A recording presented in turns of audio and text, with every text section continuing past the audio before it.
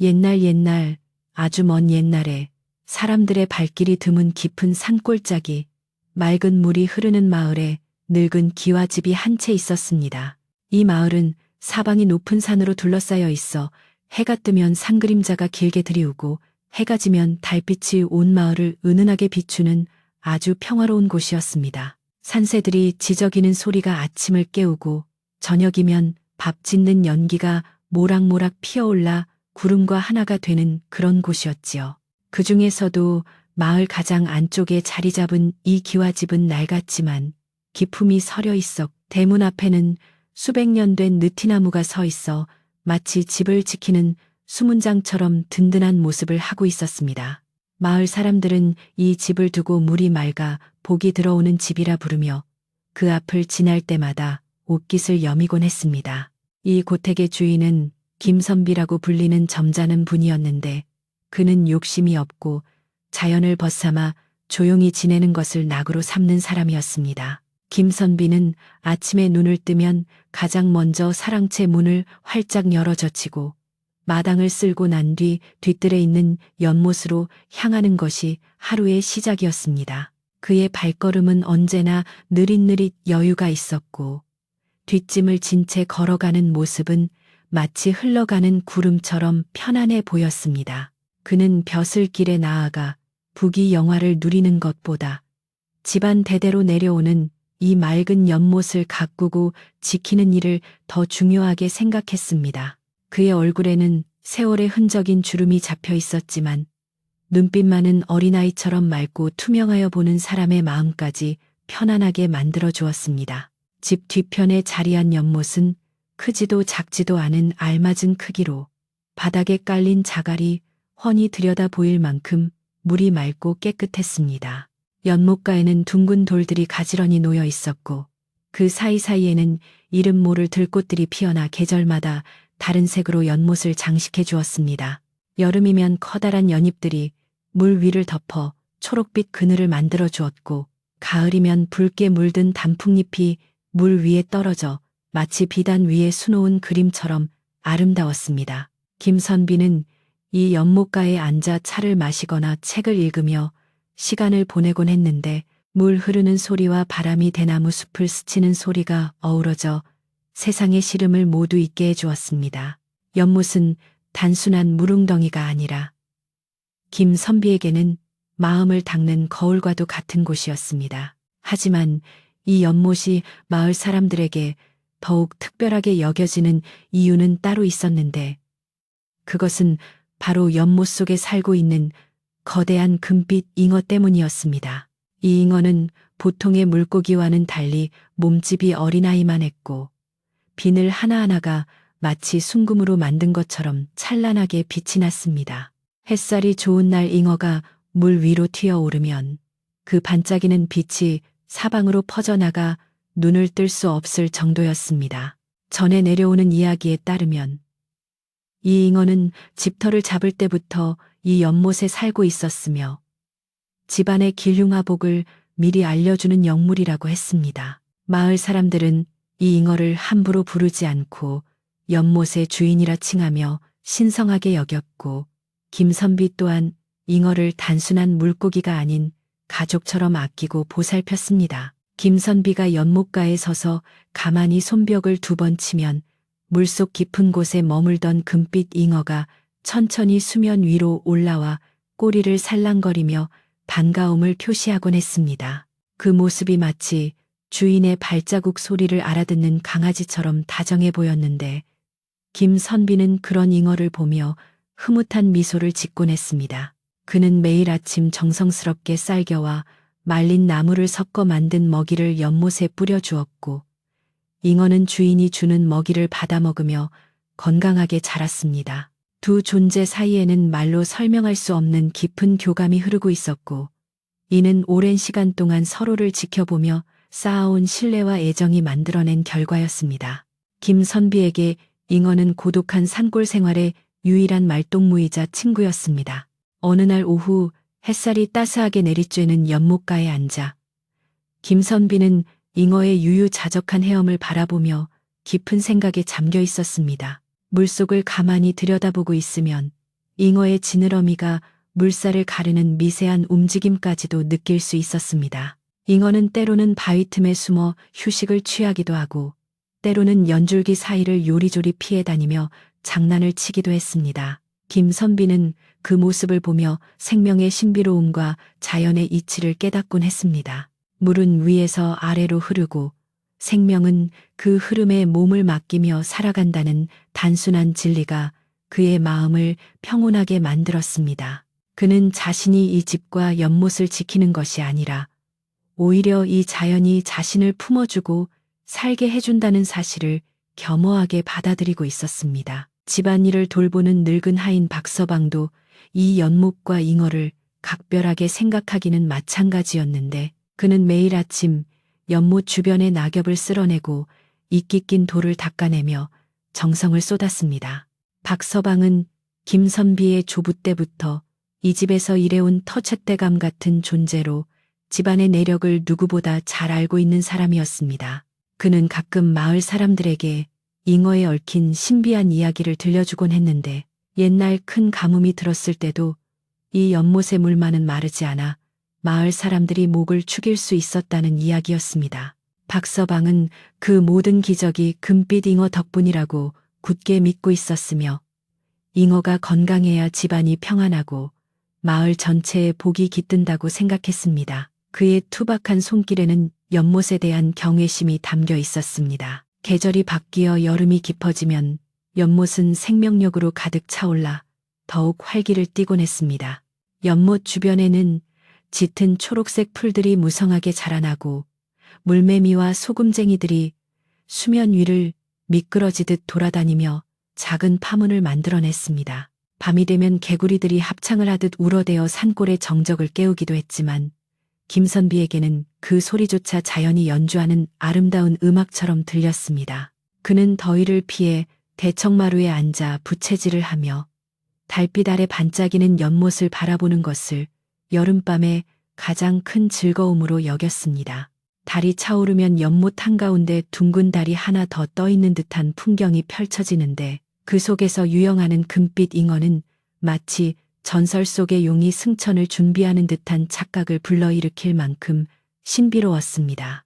김선비는 종종 연못가에 있는 정자에 올라 붓을 들어 시를 쓰기도 했는데 그의 시는 대부분 연못의 아름다움과 잉어의 자유로움을 노래한 것이었습니다. 먹을 갈아 화선지 위에 글자를 써 내려갈 때마다 그의 마음속에 있던 잡념들은 잉크처럼 맑게 풀려나갔습니다. 그는 잉어가 물살을 거스르지 않고 유연하게 헤엄치는 모습을 보며 세상살이 또한 억지로 거스르려 하지 말고 물 흐르듯 순리대로 살아야 함을 되새겼습니다. 그의 글씨체는 힘이 있으면서도 부드러워 마치 연못의 물결을 닮아 있었습니다. 김선비가 쓴 시들은 방 안 곳곳에 걸려 있었는데 그 글귀들을 읽는 것만으로도 마음이 차분해지는 힘이 있었습니다. 비가 내리는 날이면 연못은 또 다른 매력을 발산하며 김선비의 감성을 자극하곤 했습니다. 처마 끝에서 떨어지는 빗방울이 연못 수면을 두드리면 수만 개의 작은 동그라미들이 그려졌다 지워지기를 반복했습니다. 빗소리는 타닥타닥 경쾌한 리듬을 만들어내고 물 한 개가 피어올라 연못 주변을 몽환적인 분위기로 감싸 안았습니다. 잉어는 비가 오는 것을 즐기는지 평소보다 더 활발하게 움직이며 수면 위로 입을 내밀어 빗물을 받아 마시는 듯한 행동을 했습니다. 김선비는 비에 젖은 흙내음을 맡으며 창가에 기대 앉아 빗줄기 사이로 보이는 잉어의 금빛 비늘이 더욱 선명하게 빛나는 것을 지켜보았습니다.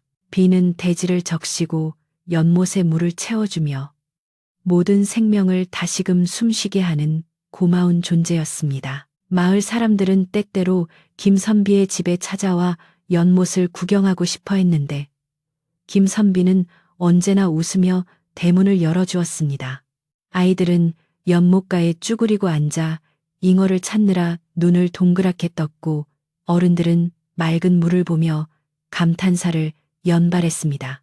김선비는 그들에게 시원한 오미자차를 대접하며 연못에 얽힌 옛 이야기를 들려주기도 했습니다. 그는 자신의 소유인 이 연못을 혼자만의 것으로 가두지 않고 마을 사람들과 함께 나누며 그 아름다움을 공유하는 것을 기쁨으로 여겼습니다. 사람들은 김선비의 넉넉한 인심과 연못의 쉼 기운을 받아가며 돌아가는 발걸음마다 행복한 미소를 머금었습니다. 이렇듯 김선비의 집은 마을 사람들에게 쉼터이자 마음의 안식처와도 같았습니다. 어느 맑은 가을날, 김선비는 연못가에 떨어진 낙엽을 줍다가 문득 물속에 비친 자신의 얼굴을 들여다보게 되었습니다. 물결에 일렁이는 자신의 모습이 왠지 모르게 낯설게 느껴졌지만 그 옆을 지나가는 금빛 잉어의 모습은 변함없이 그대로였습니다. 그는 세월이 흘러도 변하지 않는 잉어의 생명력의 경이로움을 느끼며 자신 또한 이 연못처럼 맑고 깊은 마음을 유지하며 늙어가기를 소망했습니다. 그는 손을 뻗어 물을 살짝 만져보았는데 차가운 물의 감촉이 손끝을 타고 전해지며 정신을 번쩍 들게 했습니다. 물은 거짓말을 하지 않고 있는 그대로의 모습을 비추어주는 정직한 거울이었습니다. 김선비는 그 순간 자신이 이 연못을 지키는 것이 아니라 연못이 자신을 지켜주고 있다는 사실을 다시 한번 깊이 깨달았습니다. 김선비는 잉어에게 금동이라는 촌스러운 듯하면서도 정겨운 이름을 마음속으로 지어주었는데 차마 겉으로 소리내어 부르지는 못했습니다. 그저 마음속으로 금동아, 잘 잤느냐 금동아, 오늘도 날씨가 좋구나 하며 말을 걸 뿐이었습니다. 그는 잉어가 자신의 말을 알아듣는다고 믿었기에 힘든 일이 있거나 고민이 생길 때면 연못가에 앉아 잉어를 보며 속마음을 털어놓기도 했습니다. 묵묵히 헤엄치며 듣고 있는 잉어는 세상 그 어떤 친구보다 훌륭한 청자였고 김선비는 그렇게 위로를 받으며 다시 살아갈 힘을 얻곤 했습니다. 이 작은 연못은 김선비의 우주이자 그의 영혼이 깃든 성소와도 같은 곳이었습니다. 어둠이 짙게 깔린 밤, 김선비는 잠자리에 들기 전 마지막으로 등불을 들고 연못을 한 바퀴 둘러보는 습관이 있었습니다. 밤의 연못은 낮과는 또 다른 신비로움을 간직하고 있었는데 풀벌레 소리가 자장가처럼 들려오고 밤바람이 대나무 잎을 흔드는 소리가 스산하면서도 운치 있게 들려왔습니다. 등불빛이 닿는 곳마다 물풀들이 춤을 추듯 흔들렸고 잠들지 않은 잉어가 물살을 가르며 만드는 파동이 빛을 받아 반짝였습니다. 김선비는 연못의 평온함을 확인하고 나서야 비로소 안심하고 잠자리에 들 수 있었습니다. 그는 이 평화가 영원히 지속되기를 바랐지만 마음 한구석에는 알 수 없는 불안감이 깃들 때도 있었습니다. 너무나 완벽한 평화는 때로 폭풍우가 오기 전에 고요함처럼 느껴지기도 했기 때문입니다. 그날 밤도 김선비는 여느 때와 다름없이 연못을 둘러보고 사랑채로 들어갔습니다. 창호지 문 너머로 은은한 달빛이 스며들고 방 안에는 오래된 책 향기가 감돌았습니다. 그는 이불을 펴고 누워 천장을 바라보며 오늘 하루도 무사히 보낼 수 있었음에 감사 기도를 올렸습니다. 밖에서는 소쩍새가 구슬프게 울어대고 멀리서 개 짖는 소리가 들려왔습니다. 김선비의 눈꺼풀이 서서히 무거워질 무렵 문득 연못 쪽에서 첨벙하고 물이 튀는 소리가 크게 들려왔습니다. 평소 잉어가 노는 소리와는 다르게 묵직하고 거친 소리였기에 김선비는 잠시 귀를 기울였지만 이내 다시 조용해지자 대수롭지 않게 여기며 잠을 청했습니다. 아마도 잉어가 밤 사냥을 하거나 장난을 친 것이라 생각했기 때문입니다. 하지만 그 소리는 단순한 물장구가 아니었을지도 모릅니다. 연못 깊은 곳에 사는 금빛 잉어는 물의 기운을 통해 앞으로 닥쳐올 변화를 미리 감지하는 능력이 있었기 때문입니다. 잉어는 그날 밤 평소보다 더 깊은 바닥으로 내려가 몸을 숨기거나 물 위로 튀어오르며 불안한 기색을 보였습니다. 맑고 고요하던 연못의 물결이 미세하게 흔들리고 바람의 방향이 바뀌는 것을 잉어는 본능적으로 느끼고 있었던 것입니다. 마을 어귀에서 불어오는 바람에 낯선 이의 냄새가 섞여 있음을, 그리고 그 냄새가 이 평화로운 집에 어떤 파장을 일으킬지 잉어는 알고 있었던 것일까요? 김선비가 깊은 잠에 빠진 사이 연못은 긴장감 속에 숨을 죽이고 있었습니다. 다음 날 아침 여느 때처럼 밝은 해가 떠올랐지만 공기 중에 묘한 습기가 머금어져 있었습니다. 김선비는 찌뿌둥한 몸을 일으켜 마당으로 나갔는데 박서방이 평소보다 일찍 일어나 마당을 쓸고 있었습니다. 박서방의 표정이 평소와 달리 어두워 보였지만 김선비는 간밤에 잠을 설쳤거니 생각하며 아침 인사를 건넸습니다.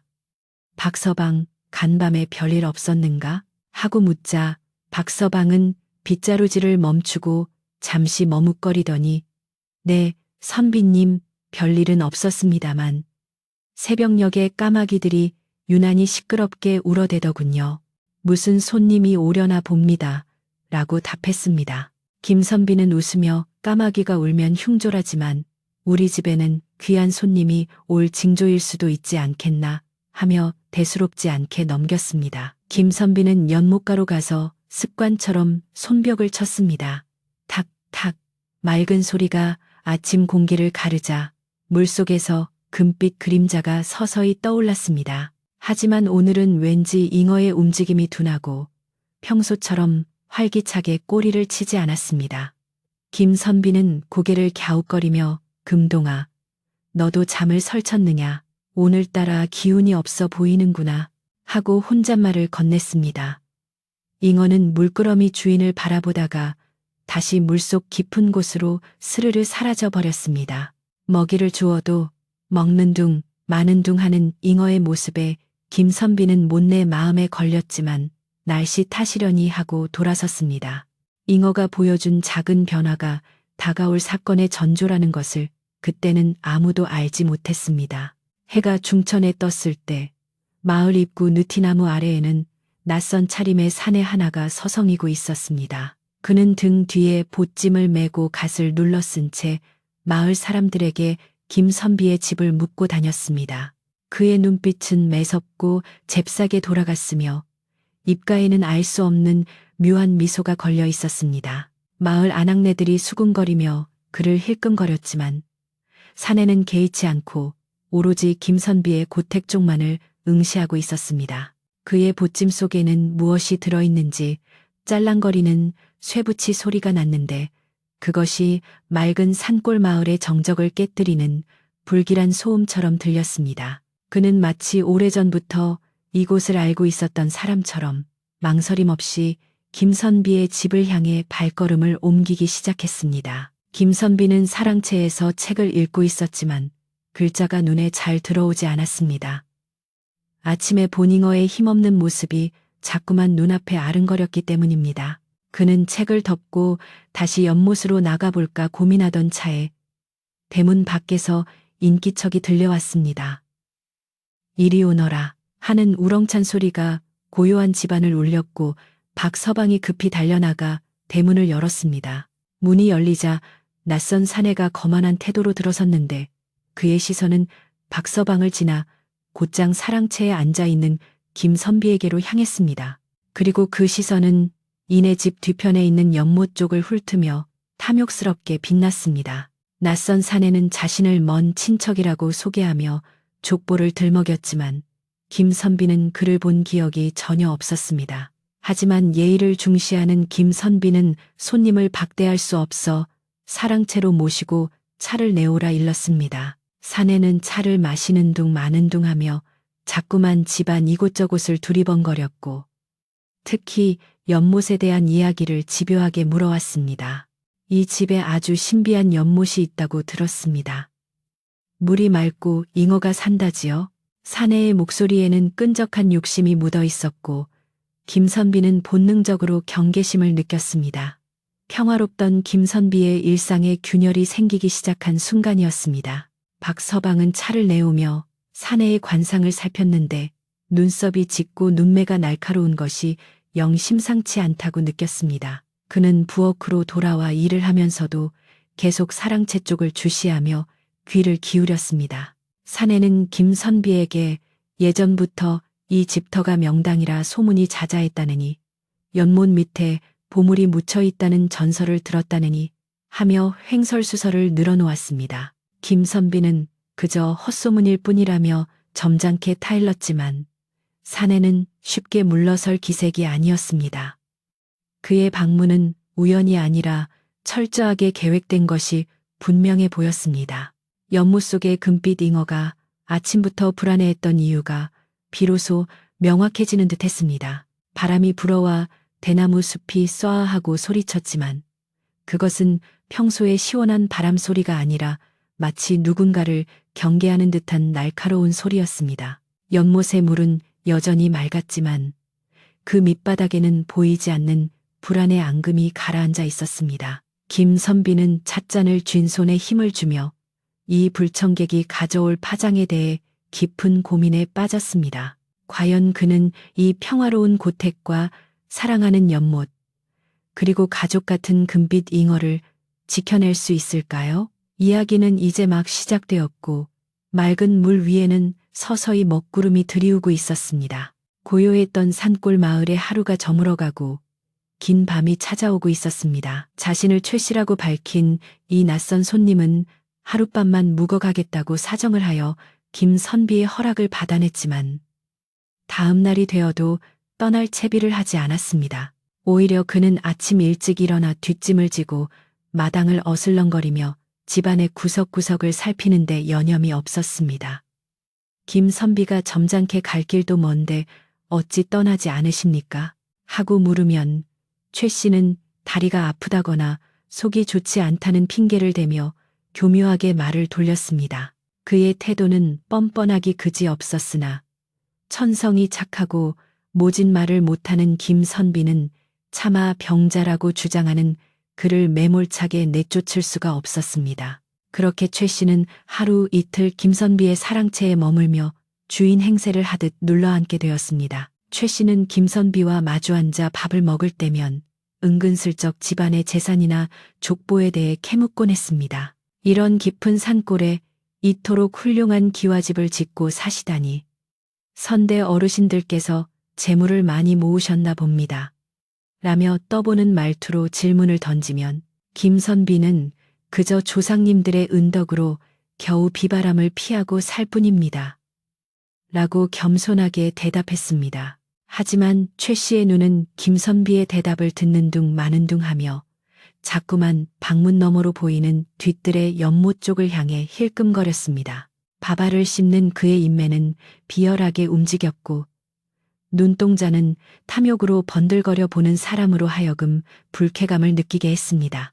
그는 밥상머리에서도 예의를 갖추기보다는 자신의 입속을 채울 궁리만 하는 사람처럼 보였습니다. 어느 날 오후 최 씨는 김선비가 서재에서 글을 읽는 틈을 타 몰래 연못가로 다가갔습니다.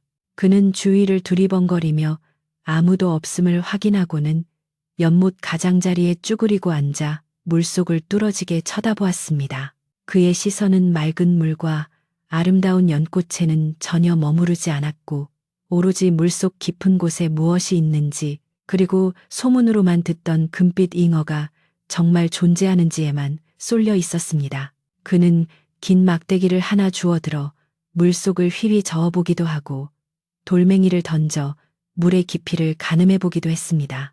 평화롭던 연못의 정적을 깨뜨리는 그의 행동은 마치 도둑이 남의 집 담장을 넘기 전에 집안을 염탐하는 모습과 다를 바가 없었습니다. 그때였습니다.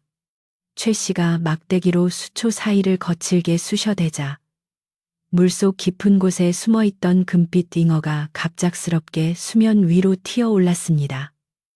철썩 하는 소리와 함께 잉어의 꼬리가 물을 강하게 내리쳤고 그 바람에 최 씨의 얼굴과 옷으로 흙탕물이 튀었습니다. 최 씨는 깜짝 놀라 뒤로 넘어지며 엉덩방아를 떼섰고 에이쿠 이게 무슨 병고야 하며 소리를 질렀습니다. 잉어는 평소 김선비에게 보여주던 우아한 모습과는 달리 매우 신경질적이고 거친 몸짓으로 물살을 가르며 최 씨를 위협하듯 주위를 맴돌았습니다. 그것은 마치 자신의 영역을 침범한 불청객에게 보내는 명백한 경고의 신호와도 같았습니다. 옷이 젖은 최 씨는 화가 난 표정으로 툭툭 털고 일어났지만 이내 잉어의 비늘이 햇빛을 받아 황금처럼 빛나는 것을 보고는 입을 다물지 못했습니다. 그의 눈이 둥그렇게 커지며 탐욕스러운 빛이 더욱 강렬하게 타올랐습니다. 소문이 사실이었어. 저놈은 그냥 물고기가 아니야. 저 비늘 좀 보게. 진짜 금덩어리를 두른 것 같지 않은가. 최 씨는 혼잣말을 중얼거리며 침을 꿀꺽 삼켰습니다. 그는 젖은 옷 따위는 안중에도 없다는 듯 다시 연못가로 다가가 잉어를 잡으려는 듯 손을 뻗어 보았습니다. 하지만 잉어는 잽싸게 몸을 돌려 연임 밑으로 숨어버렸고 최 씨는 아쉬움의 입맛을 다시며 한참이나 그 자리를 떠나지 못했습니다. 멀리서 이 광경을 지켜보고 있던 늙은 하인 박서방은 혀를 차며 고개를 저었습니다. 그는 최 씨가 집에 들어온 첫날부터 그에게서 풍기는 기운이 좋지 않음을 느꼈는데 며칠 동안 그를 지켜보니 그 예감이 틀리지 않았음을 확신하게 되었습니다. 박서방은 빗자루를 든 손에 힘을 주며 저자가 우리 집안의 평화를 깨뜨릴 것이라는 불길한 예감에 사로잡혔습니다. 잉어가 저토록 거칠게 반응하는 것은 수십 년 동안 본 적이 없는 일이었기에 박서방의 걱정은 더욱 깊어졌습니다. 그는 하던 일을 멈추고 사랑채로 발걸음을 옮겼습니다. 주인 어른께 이 사실을 알리고 주의를 줘야겠다고 생각했기 때문입니다. 사랑채 문 앞에서 잠시 숨을 고른 박서방은 조심스럽게 기척을 알렸습니다. 나으리, 잠시 드릴 말씀이 있습니다. 방 안에서 책장을 넘기는 소리가 멈추고 김선비의 온화한 목소리가 들려왔습니다. 들어오게, 박서방. 박서방은 방으로 들어가 무릎을 꿇고 앉아 잠시 주저하다가 입을 열었습니다. 나으리, 저 객식구 최 씨 말입니다. 아무래도 눈빛이 심상치 않습니다. 방금 전에도 연못가에서 잉어를 희롱하다가 물벼락을 맞았는데 그 모습을 보니 탐욕이 덕지덕지 붙어 있는 것이 영 마음에 걸립니다. 박서방은 자신이 본 것을 가감없이 그러나 최대한 정중하게 주인에게 고했습니다. 김선비는 쓰던 붓을 내려놓고 박서방의 말을 경청했습니다. 그의 얼굴에도 잠시 근심 어린 빛이 스쳐 지나갔습니다. 사실 김선비 또한 최 씨의 무례한 언행과 집요한 질문들에 피로감을 느끼고 있던 터였습니다. 하지만 천성이 남을 의심하기 싫어하는 그는 애써 긍정적으로 생각하려 노력했습니다. 박서방, 자네의 충심은 잘 알겠네. 허나 찾아온 손님을 박대하는 것은 도리가 아니지 않은가. 며칠 쉬다가 몸이 나아지면 떠나겠지. 너무 과민하게 생각하지 말게나. 김선비는 박서방을 안심시키려 했지만 그의 목소리 끝은 평소처럼 단단하지 못하고 미세하게 떨리고 있었습니다. 박서방은 물러서지 않고 다시 한번 간곡히 말했습니다. 나으리, 사람의 눈은 마음의 창이라 했습니다. 저자의 눈은 마치 굶주린 이리떼와 같습니다. 우리 집 연못에 금괴가 묻혀 있다는 헛소문이 마을 밖에 돈지 오래되었습니다. 혹여나 저자가 그 소문을 듣고 작정을 하고 들어온 것이라면 큰일입니다. 잉어가 저렇게 난동을 부리는 것도 다 이유가 있을 것입니다. 영물은 사람보다 먼저 기운을 읽는 법이니까요. 박서방의 말에는 오랜 세월 이 집을 지켜온 사람만이 가질 수 있는 깊은 통찰력이 담겨 있었습니다. 김선비는 묵묵히 고개를 끄덕이며 깊은 한숨을 내쉬었습니다. 그날 오후 최 씨는 슬그머니 대문을 빠져나가 마을 주막으로 향했습니다. 그는 주막에 앉아 술을 시켜놓고 마을 사람들에게 말을 걸기 시작했습니다. 내 이김 선비댁과는 아주 가까운 친척 되는 사람인데 그 집 양반이 나에게 집안 대소사를 다 맡기기로 했소. 라며 터무니없는 거짓말을 늘어놓았습니다. 순박한 마을 사람들은 낯선 외지인의 말에 반신반의하면서도 그의 당당한 태도에 귀를 기울였습니다. 최 씨는 목소리를 낮추며 은밀하게 덧붙였습니다. 그 집 연못 밑에 어마어마한 보물이 묻혀 있다는 거 다들 아시지? 내 이번에 그걸 캐내서 마을 사람들에게도 좀 나눠줄까 하는데 어떻게들 생각하시오? 최 씨의 이 말은 순식간에 주막 안에 공기를 바꾸어 놓았습니다. 보물이라는 말에 몇몇 사람들의 눈이 번쩍 뜨였고 술렁거림이 일기 시작했습니다. 정말 그 소문이 사실이란 말이요? 그걸 캐내면 우리한테도 떡고물이 떨어진단 말이지? 하며 웅성거리는 사람들 사이에서 최 씨는 회심의 미소를 지었습니다. 그는 사람들의 탐욕을 자극하여 자신의 편으로 만들고 김선비가 연못을 지키지 못하도록 여론을 몰아갈 심산이었습니다. 평화롭던 마을에 검은 욕망의 씨앗이 뿌려지는 순간이었습니다. 소문은 발 없는 말이 되어 천리를 간다더니 최 씨가 퍼뜨린 헛소문은 삽시간에 마을 전체로 퍼져나갔습니다. 밭을 매던 아낙네들도 나무를 하던 머슴들도 모이기만 하면 김선빈의 연못 이야기를 했습니다. 글쎄, 그 점잖은 김선비가 혼자서만 보물을 독차지하고 있었다지. 뭔가 먼 친척이라는 사람이 와서 그걸 파내 마을을 돕겠다는데 김선비가 반대하고 있다더군. 말은 건너갈수록 살이 붙고 왜곡되어 어느새 김선비는 욕심쟁이 구두쇠가 되어 있었고 최 씨는 마을을 구하러 온 해결사처럼 둔갑해 있었습니다. 마을의 인심이 흉흉해지기 시작했습니다. 박서방이 장을 보러 나갔다가 이 기막힌 소문을 듣고 헐레벌떡 집으로 돌아왔습니다. 그의 얼굴은 붉게 상기되어 있었고 숨이 턱끝까지 차올랐습니다. 나으리, 큰일 났습니다. 지금 마을에 이상한 소문이 돌고 있습니다.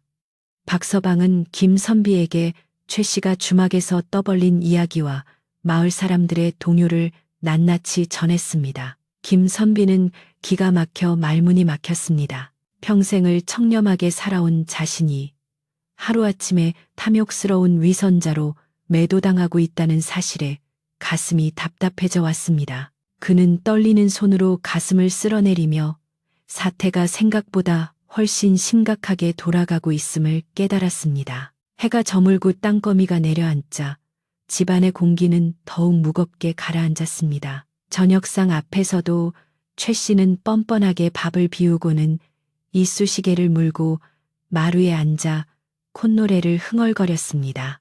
김선비는 그 꼴을 보기가 역겨워 일찌감치 방으로 들어갔지만 화가 치밀어 올라 도저히 잠을 이룰 수가 없었습니다. 밖에서는 바람이 불어 문풍지가 우우하고 울었는데 마치 집안에 닥쳐올 환난을 예고하는 곡소리처럼 들렸습니다. 연못 쪽에서는 여전히 물 튀기는 소리가 간간히 들려와 김선비의 불안한 마음을 더욱 부채질했습니다. 밤이 깊어 모두가 잠든 시각, 최 씨는 방에서 몰래 빠져나와 등불 하나를 들고 연못가로 갔습니다. 그는 미리 준비해둔 긴 줄자를 꺼내어 연못의 크기를 재기 시작했습니다. 여기서부터 저기까지 둑을 쌓고 물을 퍼내면 그는 혼잣말을 중얼거리며 구체적인 계획을 세우는 듯 했습니다. 어둠 속에서 등불에 비친 그의 그림자가 연못 위로 길게 드리워졌는데 그 모습이 마치 거대한 괴물이 입을 벌리고 연못을 삼키려는 형상과 같았습니다. 잉어는 물속에서 그 그림자를 보고 놀라 이리저리 도망치며 수면 위로 파장을 일으켰습니다. 최 씨는 아예 바지를 걷어 올리고 물가로 들어가 돌들의 위치를 확인했습니다. 그가 발을 내디딜 때마다 맑은 물이 흙탕물로 변해갔고 고요하던 연못의 생태계가 파괴되는 소리가 났습니다. 자고 있던 개구리들이 놀라 뛰어오르고 수초들이 짓밟혀 꺾였습니다. 자연을 존중할 줄 모르는 인간의 무지한 발길질이 얼마나 잔인한 것인지 보여주는 장면이었습니다. 최 씨에게 연못은 생명의 터전이 아니라 단지 돈을 캐내기 위해 파헤쳐야 할 공사장에 불과했습니다. 그의 머릿속에는 오로지 금덩이에 대한 환상만이 가득 차 있었습니다. 사랑채에 누워있던 김선비는 밖에서 들려오는 부스럭거리는 소리에 벌떡 몸을 일으켰습니다.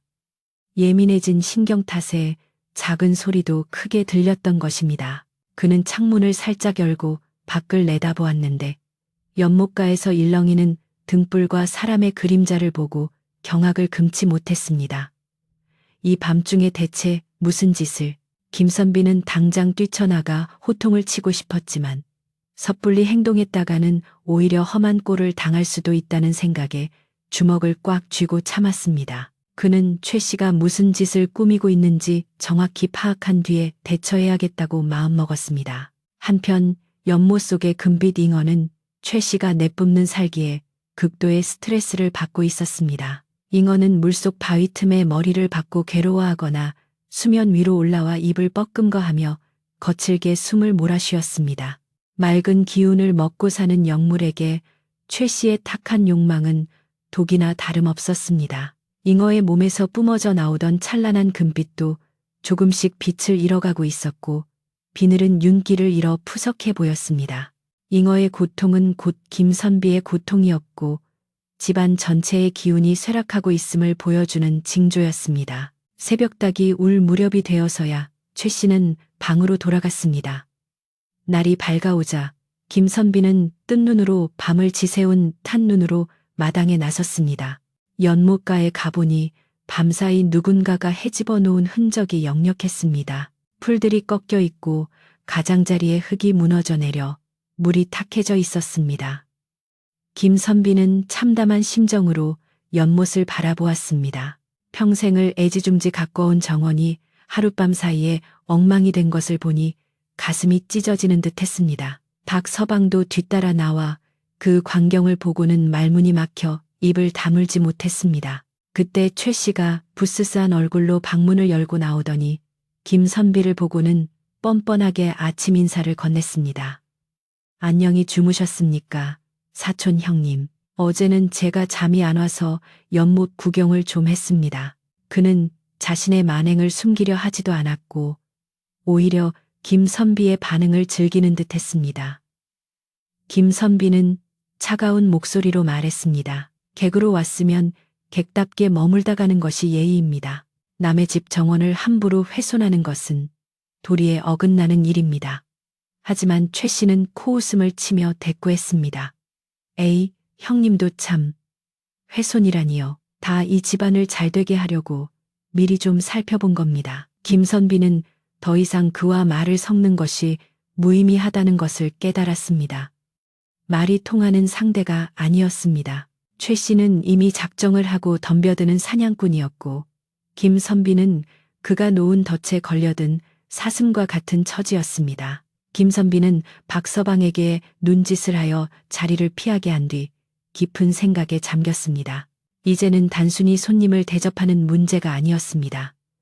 집안의 명예와 조상 대대로 내려온 터전, 그리고 소중한 생명들을 지키기 위한 싸움을 준비해야 할 때였습니다. 마을 분위기도 심상치 않았습니다. 아침부터 대문 밖을 기웃거리는 마을 사람들이 늘어났습니다. 그들은 담장 너머로 연못 쪽을 힐끔거리며 수군거렸는데 그 눈빛들이 예전처럼 존경이나 부러움이 아닌 의심과 탐욕으로 변해 있었습니다. 저기 봐, 물이 탁해진 걸 보니 뭔가 있긴 있나 봐. 오늘 밤에라도 몰래 들어와 볼까 하는 말들이 바람결에 실려 김선비의 귀에 들어왔습니다. 최 씨가 뿌린 독버섯 같은 소문은 이미 마을 사람들의 순박한 마음마저 오염시키고 있었습니다. 고립무원의 처지가 된 김선비는 외로움과 두려움을 느꼈습니다. 하지만 김선비는 이대로 물러설 수 없었습니다. 그는 연못가에 서서 탁해진 물속을 응시했습니다. 비록 물은 흐려졌지만 그 안에서 여전히 희미하게 빛나고 있을 금빛 잉어를 생각했습니다. 금동아, 조금만 참거라. 내 반드시 너를 지켜줄 것이다. 그는 마음속으로 굳게 다짐했습니다. 바람이 불어와 대나무 숲을 흔들자 마치 응원이라도 하듯 쏴 하는 소리가 힘차게 울려 퍼졌습니다. 김선비의 눈빛이 전날과는 달리 단호하게 빛나기 시작했습니다. 이제 집안에는 팽팽한 긴장감이 감돌았습니다. 최 씨는 본격적으로 본색을 드러내며 인부들을 부를 준비를 하고 있었고 김선비는 이를 막기 위한 방책을 강구해야 했습니다. 폭풍전야와도 같은 고요함 속에서 연못을 둘러싼 싸움은 점점 더 치열해질 조짐을 보이고 있었습니다. 과연 김선비는 이 위기를 어떻게 극복해 나갈까요? 하늘에는 먹구름이 몰려오고 있었고 굵은 빗방울이 하나둘씩 떨어지기 시작했습니다. 다가올 큰 소란을 예고하는 비였습니다. 다음 날 아침, 최 씨는 이제 더 이상 손님의 가면을 쓸 필요가 없다고 판단했는지 아주 거만하고 당당한 태도로 김선비의 방문을 벌컥 열어젖혔습니다. 그는 뒷짐을 진 채 방안을 휘이 둘러보며 형님, 내 간밤에 아주 흉한 꿈을 꾸었습니다. 꿈자리가 사나워 곰곰이 생각해보니 이 집의 우환이 모두 저 연못에서 비롯된 것이더군요. 라며 짐짓 심각한 표정을 지어 보였습니다. 그는 물이 고여 있으면 썩기 마련이고 썩은 물에는 귀신이 모여드는 법이라며 당장 연못에 물을 빼고 바닥을 드러내 햇볕을 쬐어야만 집안에 닥친 애군을 막을 수 있다고 목소리를 높였습니다. 이는 누가 들어도 억지스러운 궤변이었으나 최 씨는 마치 자신이 대단한 풍수지리가라도 되는 양 떠들어댔습니다. 김선비는 기가 차서 말이 나오지 않았지만 떨리는 손으로 붓을 내려놓으며 점잖게 타이르려 했습니다. 여보시오, 최 씨. 저 연못은 수백 년간 우리 집안과 마을을 지켜온 생명의 터전이요. 물은 위에서 아래로 흐르며 순환하고 있고 그 안에는 수많은 생명이 깃들어 살고 있소. 어찌 사람의 얕은 지혜로 자연의 이치를 거스르려 하시오. 김선비의 목소리에는 단호함이 묻어 있었지만 최 씨는 콧방귀를 뀌며 비웃을 뿐이었습니다. 생명이라니요. 그깟 물고기 몇 마리가 사람 목숨보다 중합니까? 내 말을 듣지 않으면 조만간 이 집에 초상치를 일이 생길 것이오. 최 씨는 저주에 가까운 악담을 퍼부으며 김선비의 불안감을 자극하려 들었습니다. 최 씨는 김선비의 대답을 기다리지도 않고 마당으로 나가 큰 소리로 누군가를 부르기 시작했습니다. 그러자 대문 밖에서 기다리고 있었다는 듯이 낫과 감히 삽을 든 장정 서너 명이 우르르 몰려들어왔습니다. 그들은 모두 마을에서 건달로 통하거나 빚에 쪼들려 돈이라면 물불 가리지 않는 사람들이었습니다. 최 씨가 미리 손을 써서 포섭해둔 것이 분명했습니다. 김선비가 마루로 뛰쳐나와 이게 무슨 행패냐, 당장 나가지 못할까 하고 호통을 쳤지만 이미 탐욕의 눈이 먼 그들의 귀에는 집주인의 호령이 들리지 않았습니다. 그들은 최 씨의 눈치를 살피며 쭈뼛거리면서도 손에 든 도구를 꽉 쥐고 연못 쪽으로 발걸음을 옮겼습니다. 박서방이 혼비백산하여 달려 나와 장정들의 앞을 가로막았습니다. 이놈들아, 여기가 어디라고 감히 행패를 부리느냐. 너희들이 어릴 때부터 이댁 나으리의 은혜를 입고 자라지 않았느냐. 박서방은 눈물을 글썽이며 그들을 꾸짖었지만 장정중 우두머리 격인 사내가 박서방을 거칠게 밀쳐내며 말했습니다. 박, 영감, 비키시오. 우리도 먹고 살자고 하는 짓이요. 최 씨 어른이 여기서 나온 보물을 나눠주신다 했소. 그 말 속에는 더 이상 이웃 간의 정이나 의리 따위는 남아있지 않았습니다. 오로지 황금에 대한 맹목적인 믿음과 가난에서 벗어나고픈 욕망만이 그들의 눈을 번들거리게 만들고 있었습니다. 최 씨는 마치 전쟁터의 장수라도 된 것처럼 연못가 높은 바위 위에 올라서서 지시를 내렸습니다. 자, 서둘러라. 저기 물이 들어오는 입구를 막고 이쪽 둑을 터서 물을 빼내야 한다. 바닥이 드러날 때까지 한시도 쉬지 마라. 그의 명령이 떨어지자마자 장정들은 일제히 달려들어 연못의 둑을 파헤치기 시작했습니다. 쿵쿵 제이가 땅을 찍는 소리가 평화롭던 정원을 울렸고 맑은 물 위로 흙더미가 무너져 내리며 순식간에 흙탕물이 피어올랐습니다. 아름답던 연꽃들이 무참히 짓밟히고 놀란 개구리와 소금쟁이들이 사방으로 흩어지는 아수라장이 펼쳐졌습니다. 김선비는 눈앞에서 벌어지는 참상에 가슴을 부여잡고 비틀거렸습니다. 연못에 물길이 막히고 둑이 터지자 수위가 눈에 띄게 줄어들기 시작했습니다. 찰랑거리던 물이 빠져나가면서 평소에는 보이지 않던 이끼 낀 돌들과 시커먼 진흙 바닥이 흉물스러운 모습을 드러냈습니다. 물은 점점 더 탁해져서 한 치 앞도 볼 수 없을 지경이 되었고 흙탕물 속에서 숨을 쉴 수 없게 된 물고기들이 수면 위로 입을 내밀고 뻐끔거렸습니다. 그 모습은 마치 살려달라고 아우성치는 듯하여 보는 이의 마음을 아프게 했습니다. 하지만 작업에 열중한 인부들은 물고기의 고통 따위는 안중에도 없었고 오로지 바닥에 묻혀 있을지 모르는 금괴를 찾기 위해 눈을 혈안이 되어 바닥을 뒤집고 있었습니다. 그때 흙탕물 속에서 거대한 금빛 물결이 요동치기 시작했습니다. 집안의 수호신인 금빛 잉어가 급격히 변해버린 환경에 견디지 못하고 괴로워하며 몸부림치고 있었던 것입니다. 잉어는 좁아진 물웅덩이 속에서 이리저리 헤엄치며 탈출구를 찾았지만 사방이 막혀 있어 어디로도 갈 수 없었습니다. 찬란하게 빛나던 황금빛 비늘은 진흙을 뒤집어서 빛을 잃었고 우아하던 지느러미는 상처를 입어 너덜거렸습니다. 잉어가 물 위로 튀어오를 때마다 철썩하는 소리가 났는데 그것은 단순한 물장구 소리가 아니라 마치 비명을 지르는 듯한 처절한 몸짓이었습니다. 김선비는 그 소리를 들을 때마다 자신의 살점이 뜯겨 나가는 듯한 고통을 느꼈습니다. 최 씨는 잉어가 괴로워하는 모습을 보고 오히려 기뻐하며 손을 쳤습니다. 저것 봐라, 저놈이 저기 있다. 물이 더 빠지면 저 잉어부터 잡아서 구워 먹자. 저놈 뱃속에 금구슬이라도 들어있을지 누가 아느냐. 그의 잔인한 말에 인부들은 낄낄거리며 동조했습니다. 그들은 생명에 대한 경외심을 완전히 상실한 채 광기에 사로잡힌 악귀들처럼 변해 있었습니다. 잉어는 그들의 비웃음을 듣기라도 한 듯 더욱 격렬하게 몸을 비틀며 물속을 휘저었습니다. 잉어의 꼬리가 바닥을 칠 때마다 튀어오르는 검은 물방울이 마치 피눈물처럼 보였습니다. 김선비는 더 이상 참을 수 없어 대청마루에서 뛰어내려와 맨발로 연못가로 달려갔습니다. 그는 페리질을 하는 인부의 팔을 붙잡고 매달렸습니다. 이보게들, 제발 멈추게. 이러다가 천벌을 받네. 저 잉어는 우리 마을의 영물이야. 자네들도 알지 않는가. 김선비의 호소는 절박했지만 이미 이성을 잃은 인부들에게는 들리지 않았습니다. 한 인부가 귀찮다는 듯이 김선비를 밀치자 힘없는 그는 진흙 바닥에 나뒹굴고 말았습니다. 하얀 도포 자락이 시커먼 진흙으로 더러워졌지만 김선비는 아랑곳하지 않고 다시 일어나 그들을 막으려 했습니다. 그의 모습은 처절하다 못해 숭고해 보이기까지 했습니다. 박서방이 쓰러진 김선비를 부축하며 울부짖었습니다. 나으리, 이러시다 옥체 상하십니다.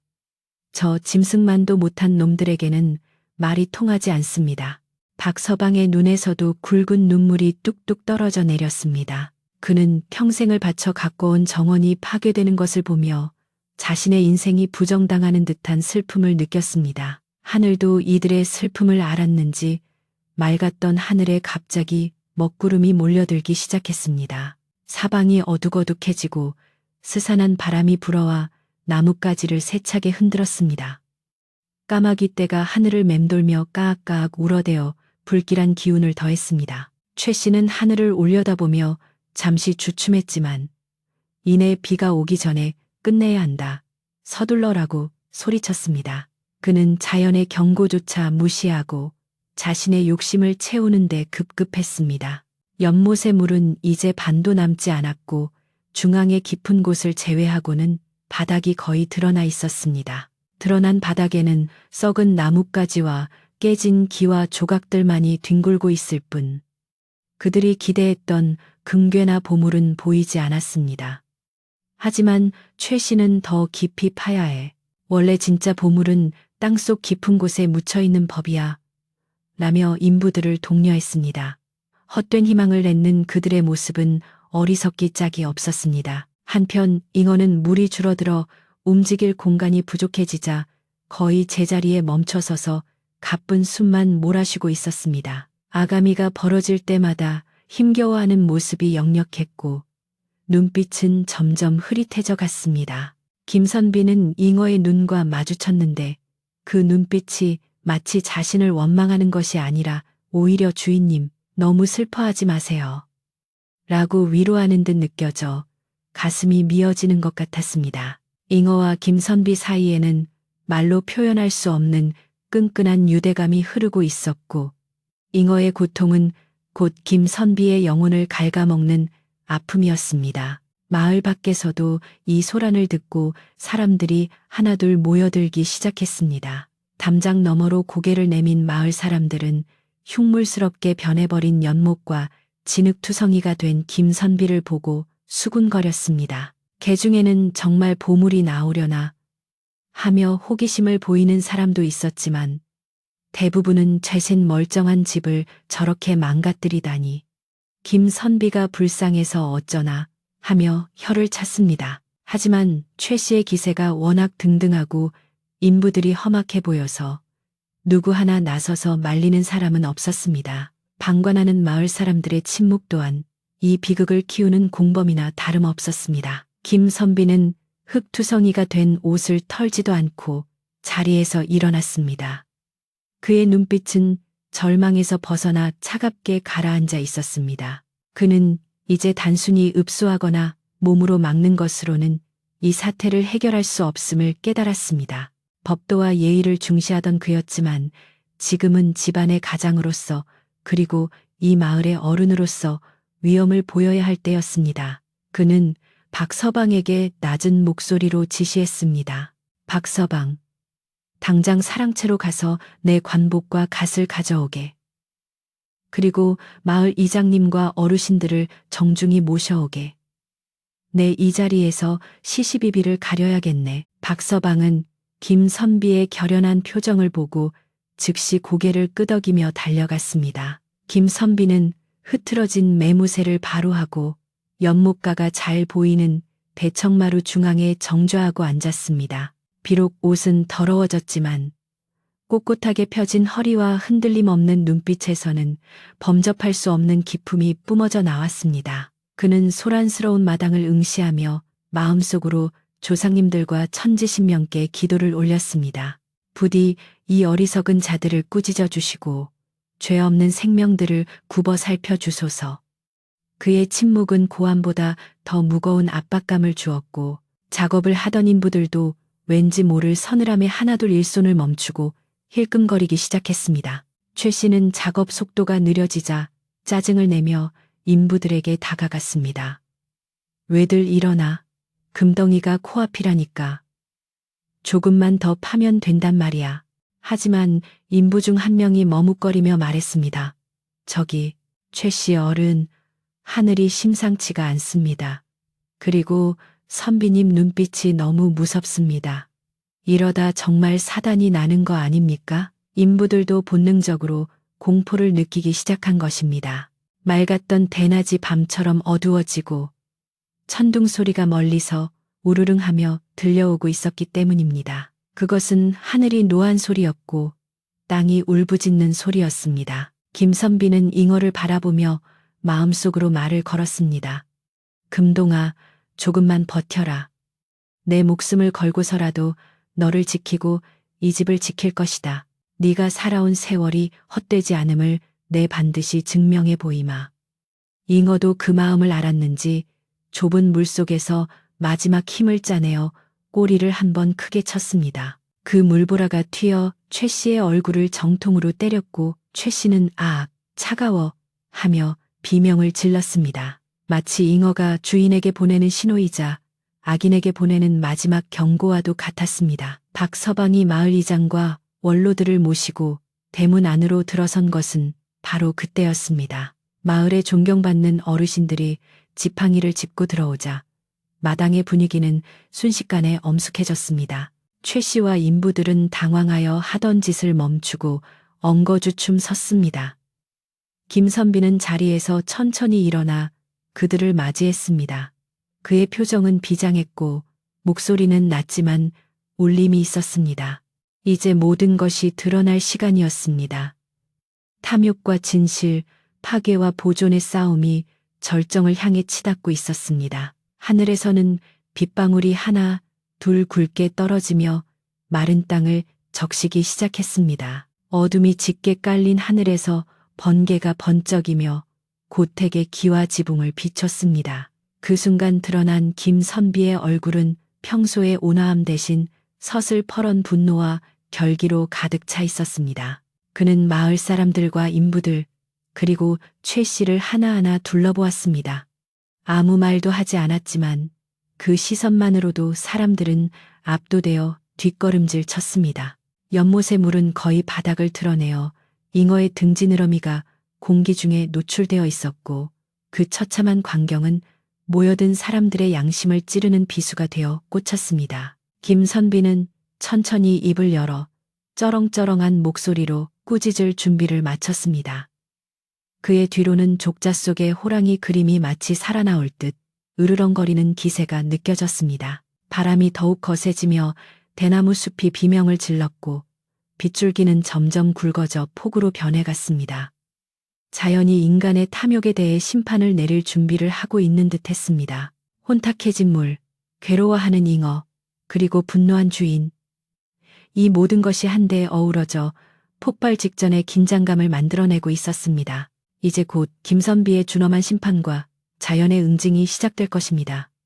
마을 사람들은 숨을 죽이고 다음 장면을 기다렸습니다. 과연 김선비는 이 위기 속에서 소중한 것들을 지켜낼 수 있을까요? 그리고 최 씨의 운명은 어떻게 될까요?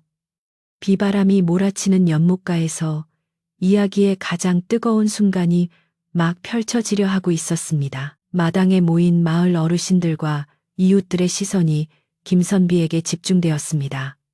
김선비는 잠시 눈을 감고 거칠어진 호흡을 가다듬은 뒤 천천히 눈을 떴습니다.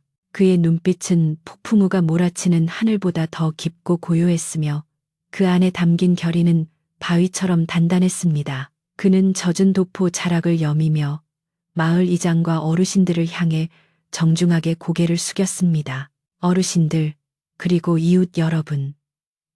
이 못난 사람의 집안일로 마을을 소란스럽게 하여 송구할 따름입니다.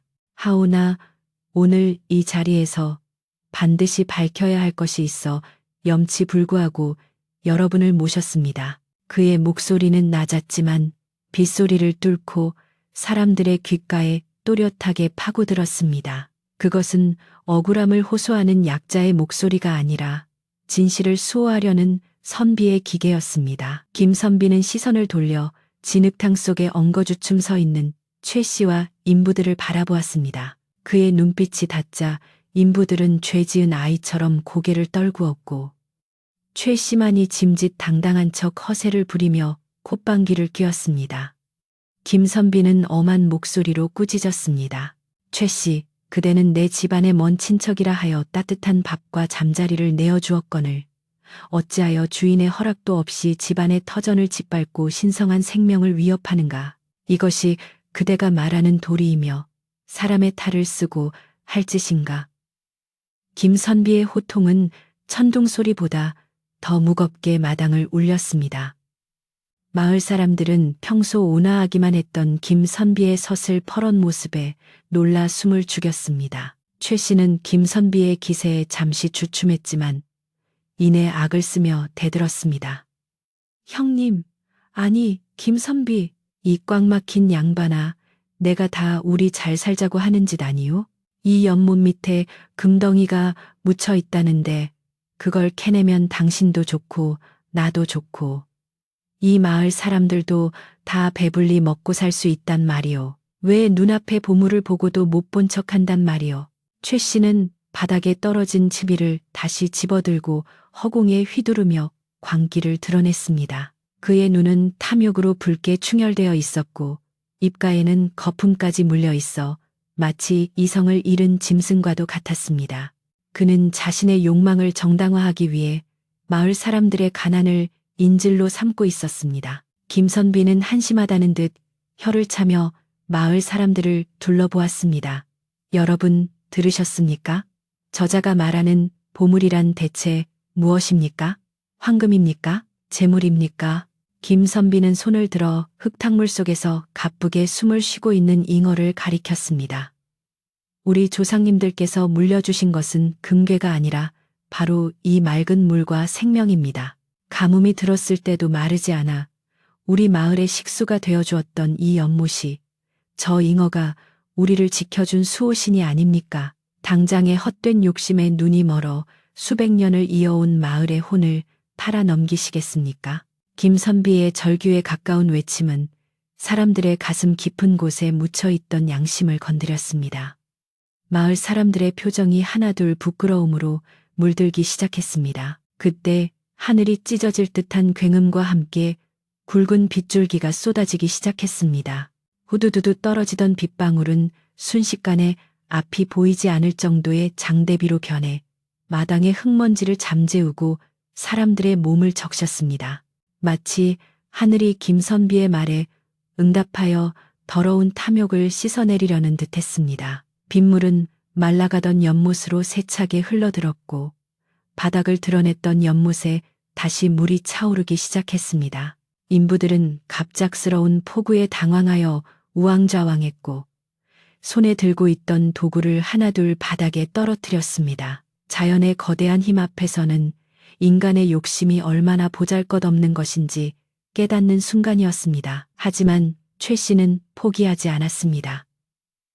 그는 빗물에 미끄러지면서도 연못 중앙으로 기어 들어가며 소리쳤습니다. 안 돼. 물이 차면 안 돼. 지금 파야 해. 여기 어딘가에 분명히 있어.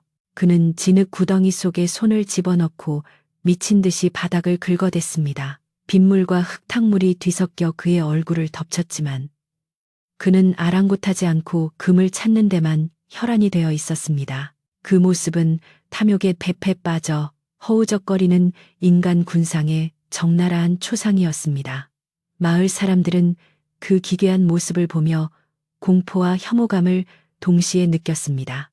더 이상 그는 마을을 구해줄 은인이 아니라 미쳐버린 괴물로 보일 뿐이었습니다. 물이 차오르자 가장자리에 몰려있던 금빛 잉어가 기력을 되찾기 시작했습니다. 잉어는 빗물을 받아 마시며 아가미를 크게 벌렸고 힘을 잃었던 지느러미를 다시 힘차게 파닥였습니다. 그리고 놀라운 일이 벌어졌습니다. 잉어가 몸을 뒤채며 꼬리로 수면을 강하게 내리치자 거대한 물기둥이 솟구쳐 올라 최 씨를 향해 덮쳤습니다. 쾅 하는 소리와 함께 쏟아진 물벼락은 최 씨를 진흙탕 속에 처박히게 만들었습니다. 최 씨는 으악, 사람 살려 하며 비명을 지르며 허우적거렸습니다. 그것은 단순한 물보라가 아니라 마치 잉어가 뿜어내는 분노의 일격처럼 보였습니다. 마을 이장이 지팡이로 바닥을 쿵쿵 찍으며 호통을 쳤습니다. 이보게들, 아직도 멍하니 보고만 있을 텐가. 저 미친 자를 당장 끌어내지 않고 뭐 하는 거야. 이장의 불호령이 떨어지자 망설이던 마을 장정들이 우르르 연못으로 뛰어들었습니다. 그들은 최 씨의 양팔을 붙잡고 억지로 밖으로 끌어냈습니다. 최 씨는 놓아라, 내 금덩이, 내 보물 하며 발버둥을 쳤지만 이미 기력이 다한 데다 장정들의 힘을 당해낼 수는 없었습니다. 흙투성이가 된 채 질질 끌려 나오는 그의 꼴은 그야말로 처량하기 그지없었습니다. 인부들도 고개를 숙인 채 슬금슬금 뒤로 물러나 도망칠 구멍을 찾고 있었습니다. 김선비는 끌려 나온 최 씨 앞을 막아서며 차갑게 내려다 보았습니다. 그대가 찾는 금은 이곳에 없네. 애초에 존재하지도 않았지. 자네 마음속에 있는 끝없는 욕심이 만들어낸 허상일 뿐이야. 김선비의 목소리는 비에 젖어 더욱 서글프게 들렸습니다. 당장 내 집에서, 아니 우리 마을에서 떠나게. 다시는 이곳에 발을 들이지 말게. 만약 또다시 이런 사단이 일어난다면 그때는 국법으로 다스릴 것이네. 김선비의 단호한 축객령에 최 씨는 고개를 들지 못하고 부들부들 떨기만 했습니다. 그의 눈에 비친 김선비는 더 이상 만만한 시골 선비가 아니라 범접할 수 없는 거인처럼 보였습니다. 최 씨는 보찜을 챙길 새도 없이 마을 장정들에 의해 대문 밖으로 쫓겨났습니다. 그는 비를 맞으며 뒤도 돌아보지 않고 주랭랑을 쳤습니다. 그가 사라진 뒤 인부들은 김선비 앞에 무릎을 꿇고 용서를 빌었습니다. 선비님, 저희가 돈에 눈이 멀어 잠시 미쳤나 봅니다. 죽을 죄를 지었습니다. 제발 용서해 주십시오. 그들은 빗물과 눈물이 뒤섞인 얼굴로 땅에 머리를 조아렸습니다. 김선비는 한참 동안 그들을 바라보다가 깊은 한숨을 내쉬며 말했습니다. 일어나게. 자네들도 가족을 먹여 살리려다 그런 것이니 내 이해하네. 허나 다신 이런 어리석은 짓을 해서는 안 되네. 김선비의 관용의 인부들은 감동하여 오열했습니다. 소란이 정리되자 마을 사람들은 누가 먼저랄 것도 없이 팔을 걷어붙이고 나섰습니다. 자, 이러고 있을 때가 아니여. 비가 더 오기 전에 무너진 둑을 다시 쌓아야지. 마을 안악들은 흩어진 돌들을 모으고 장정들은 삽을 들어 무너진 흙을 퍼 날랐습니다. 박서방도 덩실덩실 춤이라도 출 듯 기뻐하며 연장을 챙겨들었습니다. 조금 전까지만 해도 서로를 의심하고 경계했던 사람들이 이제는 한마음 한뜻이 되어 연못을 복구하는데 힘을 모으고 있었습니다. 빗속에서 함께 땀 흘리며 일하는 그들의 모습은 그 어떤 보물보다 빛나고 아름다웠습니다. 비는 계속 내렸지만 더 이상 차갑거나 무섭게 느껴지지 않았습니다. 오히려 그 비는 사람들의 마음속에 쌓인 앙금과 탐욕을 씻어내고 메마른 대지를 적셔 생명을 불어넣는 축복의 비처럼 느껴졌습니다. 연못의 수위는 빠르게 차올라 어느덧 원래의 모습을 되찾아가고 있었습니다. 흙탕물은 빗물에 희석되어 서서히 맑아졌고 짓밟혔던 수초들도 물살에 흔들리며 다시 일어섰습니다. 김선비는 대청마루에 서서 그 광경을 흐뭇하게 지켜보았습니다. 집안에 드리웠던 먹구름이 걷히고 진정한 평화가 찾아오는 순간이었습니다. 한참을 일하고 난 뒤 연못은 예전의 평온한 모습을 거의 되찾았습니다. 둑은 더욱 단단하게 다져졌고 물길은 다시 시원하게 트였습니다. 김선비는 고생한 마을 사람들을 그냥 보낼 수 없어 박서방을 불렀습니다. 박서방, 광을 열어 쌀을 내오고 부엌에 일러 국밥을 끓이고 전을 부치게 하라. 그리고 묵혀두었던 막걸리도 넉넉히 꺼내오게.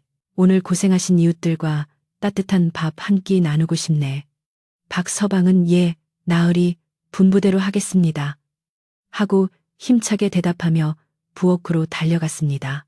곧이어 고소한 기름 냄새와 구수한 국 냄새가 빗줄기를 타고 마당 가득 퍼져나갔습니다. 사랑채 넓은 마루와 대청에는 멍석이 깔리고 소박하지만 풍성한 잔치상이 차려졌습니다.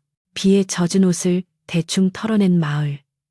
사람들은 옹기종기 모여 앉아 김이 모락모락 나는 국밥을 받아들었습니다.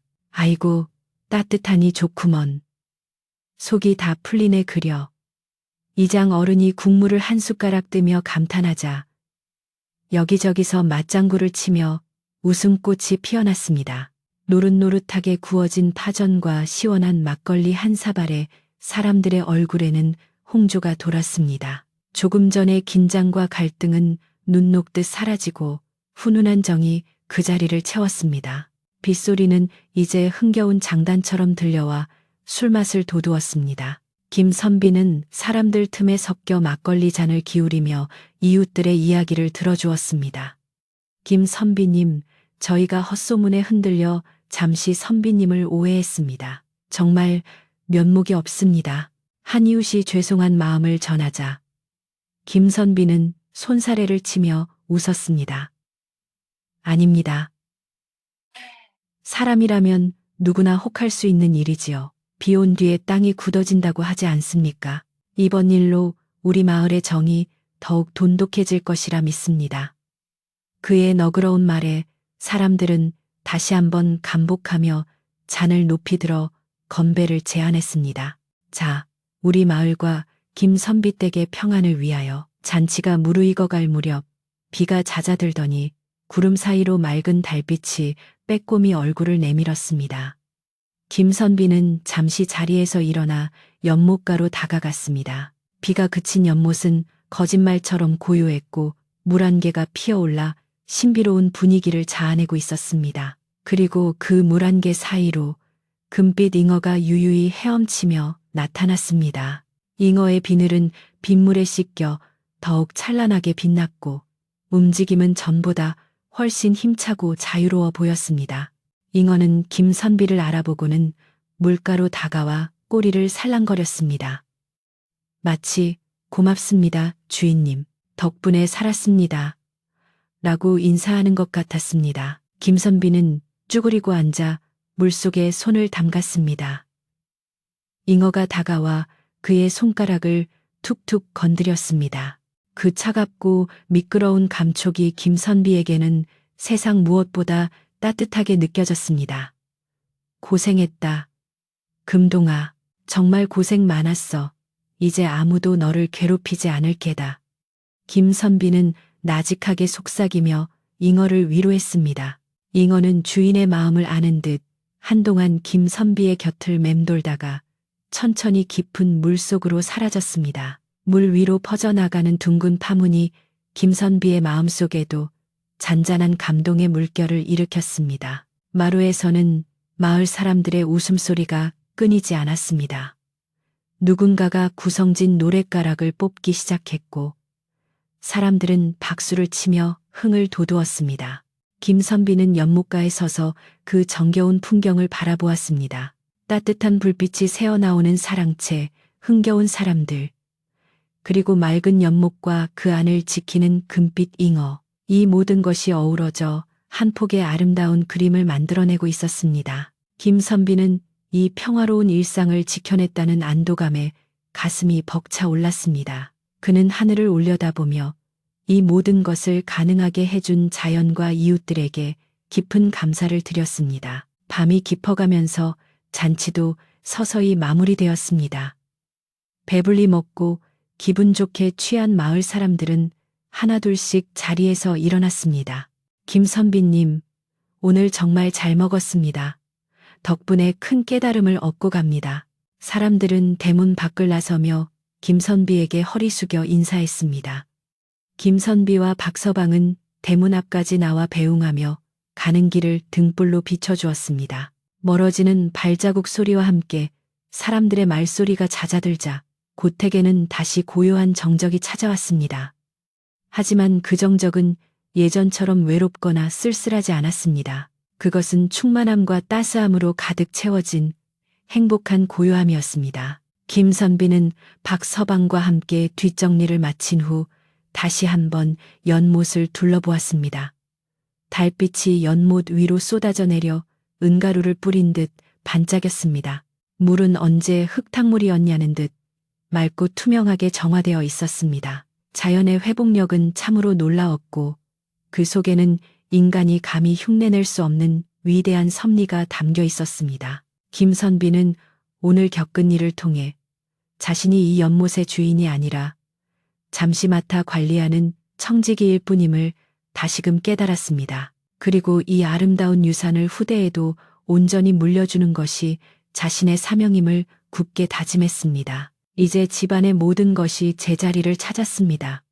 무너진 둑은 다시 쌓아졌고 떠나갔던 인심은 돌아왔으며 불안에 떨던 잉어는 평온을 되찾았습니다.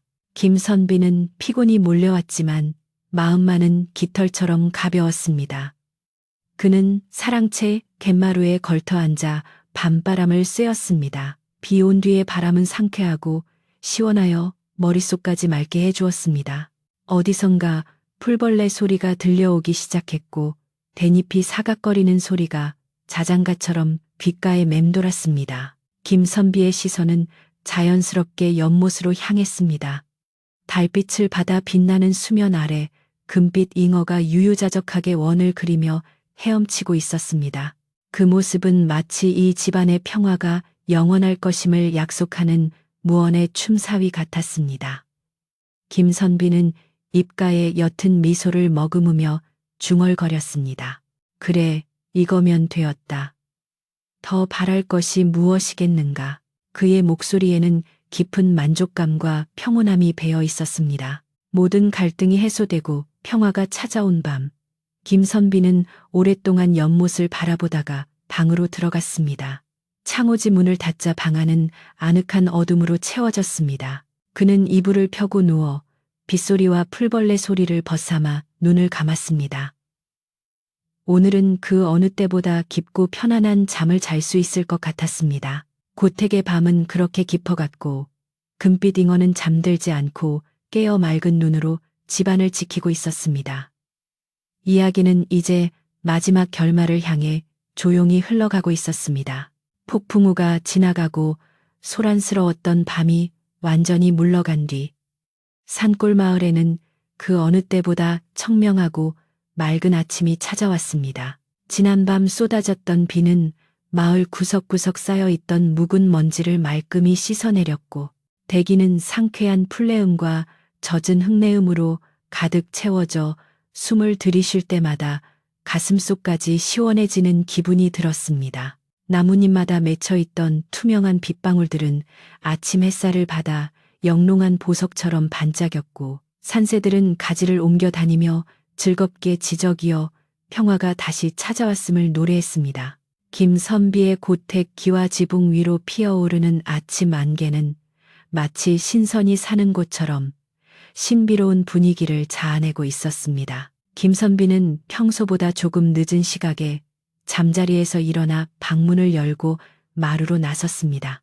따스한 햇살이 마루 깊숙이 들어와 그의 얼굴을 부드럽게 어루만져 주었고 밤새 차가워졌던 공기는 어느새 온화한 기운으로 바뀌어 있었습니다.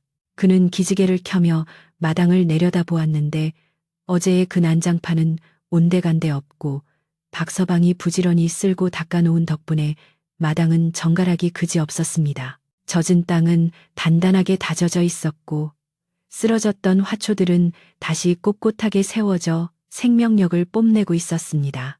김선비는 이 평범하고 조용한 일상의 풍경이 얼마나 소중한 것인지 새삼 깨달으며 감사의 미소를 지었습니다. 발걸음을 옮겨 연못가로 다가가니 연못은 어제 흙탕물이었다는 사실이 믿기지 않을 정도로 맑고 투명한 비취색을 되찾아 있었습니다.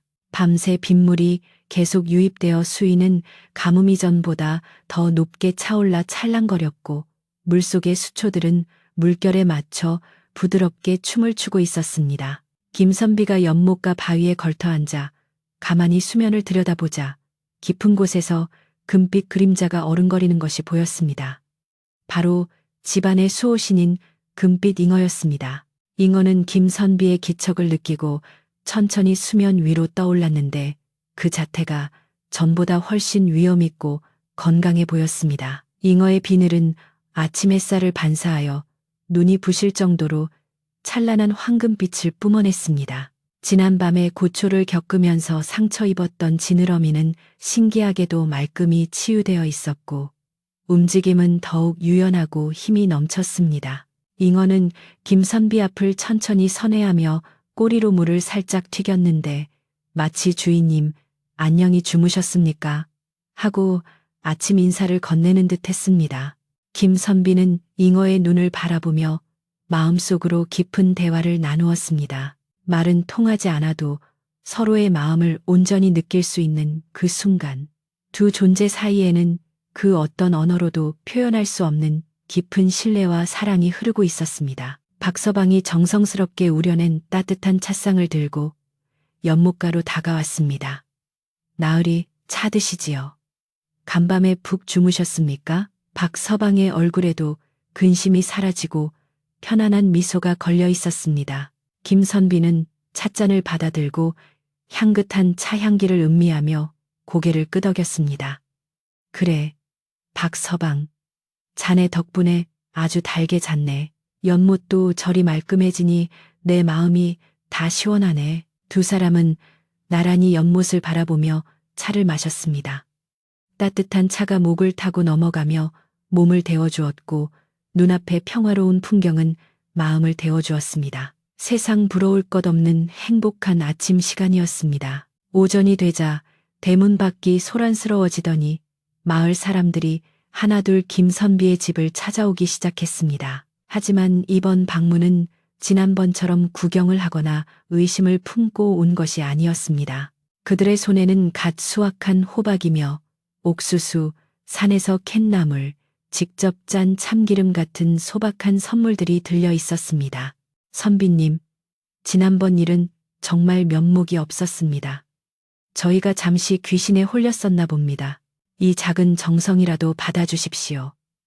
마을 사람들은 진심 어린 표정으로 사과하며 선물을 마루에 내려놓았습니다. 그들의 눈빛에는 김선비에 대한 존경과 미안함이 가득 담겨 있었습니다. 김선비는 사람들의 손을 일일이 잡으며 따뜻하게 맞이해 주었습니다. 이웃끼리 그럴 수도 있는 법이지요. 지난 일은 다 잊으십시오.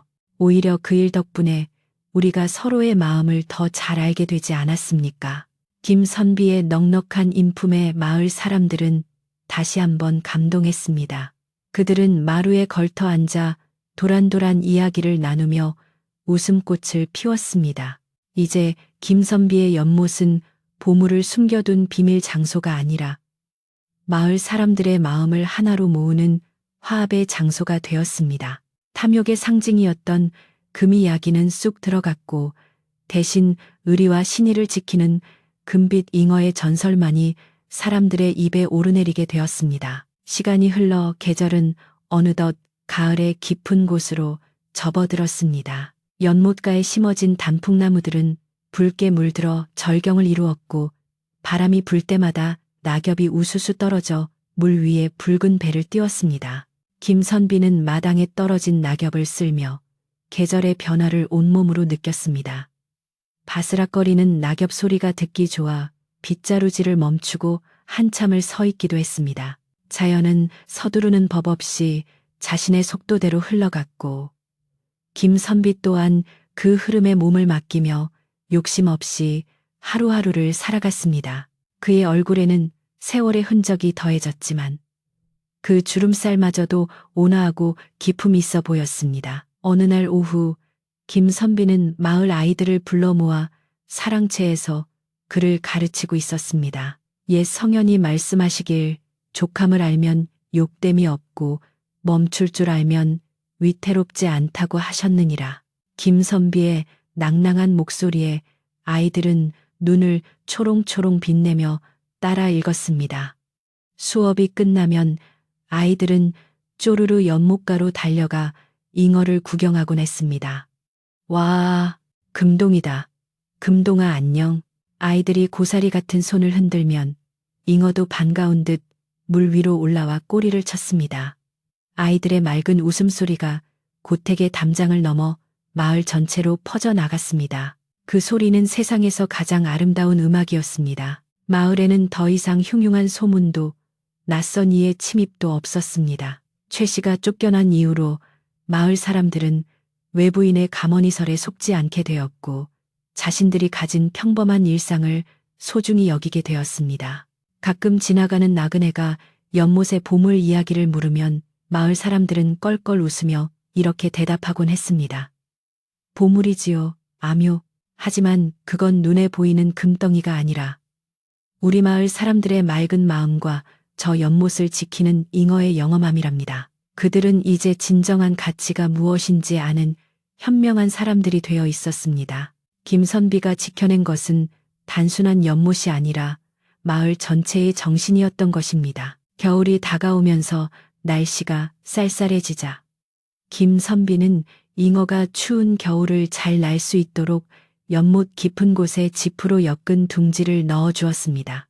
박서방은 연못 위에 얼음이 너무 두껍게 얼지 않도록 수시로 살피며 구멍을 내주었습니다. 주인과 하인의 이런 정성 덕분에 잉어는 차가운 물 속에서도 건강하게 지낼 수 있었습니다. 눈이 내리는 날이면 연못 주변은 온통 하얀 세상으로 변해 한 폭의 수묵화 같은 풍경을 연출했습니다. 하얀 눈 속에서도 얼지 않은 물구멍 사이로 간간히 보이는 금빛 비늘은 생명의 신비를 느끼게 해주기에 충분했습니다. 긴 겨울이 지나고 다시 봄이 찾아왔을 때 연못가에는 파릇파릇한 새싹이 돋아나고 개구리들이 잠에서 깨어났습니다. 연못은 다시 생명으로 가득 차 활기를 띠었고 잉어는 긴 겨울잠에서 깨어난 듯 더욱 활발하게 헤엄쳤습니다. 김선비는 따스한 봄볕을 쬐며 갯마루에 앉아 지난 1년 동안 있었던 일들을 회상해 보았습니다. 위기의 순간도 있었지만 결국 올바른 마음이 사악한 욕심을 이긴다는 진리를 다시 한번 확인한 한 해였습니다. 그는 자신이 지켜낸 이 평화가 앞으로도 오랫동안 지속되기를 간절히 소망했습니다. 어느 맑은 봄날 밤 김선비는 잠이 오지 않아 늦은 시각까지 깨어 있었습니다. 그는 문을 열고 달빛이 쏟아지는 마당으로 나갔습니다. 밤 공기는 차가웠지만 상쾌했고 하늘에는 둥근 보름달이 휘영청 밝게 떠 있었습니다. 달빛은 연못 위에 그대로 내려앉아 마치 물속에 또 하나의 달이 있는 듯한 착각을 불러일으켰습니다. 사위는 고요하여 풀벌레 우는 소리조차 들리지 않았고 오로지 가끔씩 들리는 물고기의 첨벙거리는 소리만이 정적을 깰 뿐이었습니다. 김선비는 뒷짐을 지고 연못가를 천천히 거닐며 밤의 정취에 취했습니다. 그때 물속 깊은 곳에서 금빛 잉어가 수면 위로 천천히 떠올랐습니다. 달빛을 받은 잉어는 그 어느 때보다 신비롭고 영롱한 빛을 발하고 있었습니다. 잉어는 김선비가 서 있는 곳으로 다가와 마치 눈을 맞추려는 듯 가만히 머물러 있었습니다. 김선비는 쭈그리고 앉아 잉어와 눈높이를 맞추었습니다. 금동아, 너도 이 달밤이 좋은 게로구나. 네가 있어 나는 참으로 든든하고 행복하다. 김선비가 나직하게 속삭이자 잉어는 지느러미를 부드럽게 흔들며 화답했습니다. 두 존재는 한참 동안 말없이 서로를 바라보며 교감했습니다. 그것은 인간과 자연이 하나가 되는 순간이었습니다. 김선비는 자리에서 일어나 하늘을 올려다 보았습니다. 수많은 별이 보석처럼 박혀 반짝이고 있었습니다. 그는 이 광활한 우주 속에서 자신은 티끌처럼 작은 존재이지만 동시에 이 소중한 생명과 자연을 지키는 중요한 역할을 맡고 있다는 사실에 자부심을 느꼈습니다. 욕심을 버리고 순리대로 살아가는 삶, 자연과 더불어 살아가는 삶이야말로 진정한 행복임을 그는 가슴 깊이 새겼습니다. 그의 마음속에 있던 아주 작은 불안의 조각들마저도 밤하늘의 별빛 속으로 녹아들어 완전히 사라지는 것 같았습니다. 밤이 깊어 이슬이 내리기 시작하자 김선비는 방으로 들어갈 채비를 했습니다. 그는 마지막으로 연못을 향해 손을 흔들어 보였습니다. 잘 자거라, 금동아. 내일 아침에 또 보자꾸나. 잉어는 꼬리를 살랑거리며 물속 깊은 곳 자신만의 안식처로 돌아갔습니다. 김선비는 사랑채 문을 닫고 방 안으로 들어왔습니다. 방 안에는 은은한 묵향이 감돌고 있었고 따뜻한 온돌 바닥이 그의 몸을 노곤하게 녹여주었습니다. 그는 자리에 누워 푹신한 이불을 덮고 눈을 감았습니다. 창호지 문 너머로 은은한 달빛이 스며들어 방 안을 아늑하게 비춰주었습니다. 밖에서는 바람이 대나무 숲을 스치며 사락사락하는 자장가를 연주해 주었고 멀리서 소쩍새가 소쩍소쩍하며 평화로운 밤을 지켜주고 있었습니다. 김선비의 호흡은 점점 편안하고 규칙적으로 변해갔습니다. 그의 머릿속에는 맑은 연못에서 유유히 헤엄치는 금빛 잉어의 모습이 그려졌습니다. 그 평화로운 이미지는 그를 깊고 달콤한 꿈나라로 인도했습니다. 이제 이 오래된 고택에는 어떠한 근심도 걱정거리도 남아있지 않았습니다. 탐욕스러운 자들은 모두 물러갔고 오로지 선한 마음을 가진 사람들과 자연의 축복만이 가득했습니다. 연못은 언제나 맑은 물을 담고 있을 것이며 금빛 잉어는 대대로 이 집안을 지키며 마을 사람들에게 희망과 위로를 줄 것입니다. 김선비와 잉어의 아름다운 우정 이야기는 바람을 타고 전해져 밤마다 잠 못 이루는 사람들의 귓가에 조용히 머물다 갈 것입니다. 세상의 모든 소란이 잠들고 오직 평온만이 감도는 이 시간. 김선비의 집 연못가에는 여전히 달빛이 머물고 있습니다. 맑은 물 속에서 잉어가 꼬리를 한번 움직일 때마다 세상의 모든 근심이 물결에 씻겨 내려갑니다. 오늘 밤 여러분의 꿈속에도 저 맑은 연못과 금빛 잉어가 찾아와 편안한 쉼을 선물할 것입니다. 물이 흐르듯 바람이 불듯 모든 것이 제자리에 있는 이 평화로운 밤, 이제 깊은 잠에 드셔도 좋습니다.